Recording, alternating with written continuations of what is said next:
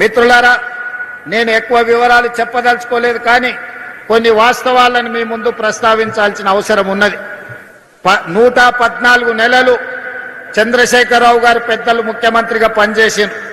వారు పెట్టిన ఖర్చు సరాసరి రైతుల కోసం పెట్టిన ఖర్చు 2533 కోట్లు ప్రతి నెల ఖర్చు పెడితే, ఈనాడు మాన ప్రభుత్వం వచ్చి 28 నెలలైతే ఈ 28 నెలలల్లా సరాసరి ప్రతి నెల 5500 కోట్ల రూపాయలు ఈ రోజులో రైతు సంక్షేమం కోసం ఈ రోజు మన ప్రభుత్వం ఖర్చు పెడుతున్నది.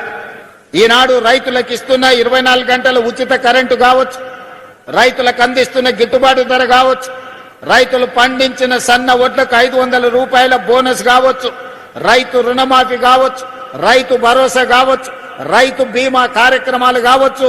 మీకు అకాల వర్షాలు వరదలు వస్తే, ముఖ్యంగా కామారెడ్డి ప్రాంతంలో ఏ అకాల వర్షం వచ్చినా, ఏ వడగండ్ల వాన పడ్డా ముఖ్యంగా కామారెడ్డి ప్రాంతంలో రైతులకు కష్టాలు వస్తున్నాయి. ఇసుక మేటలు వేరినాయి. మొన్నటిసారి వచ్చిన తుఫాన్లో మీ జిల్లాలో చాలా దగ్గరలో చెరువులు తెగిపోతే ఈడ కాలువలు ఇసుక మేటలు పేరితే నేనే స్వయంగా వచ్చిన. ఆ సందర్భంగా మిత్రుడు రఘునందన్ రావు గారు కూడా కొన్ని సమస్యల్ని మా దృష్టికి తీసుకురావడం జరిగింది.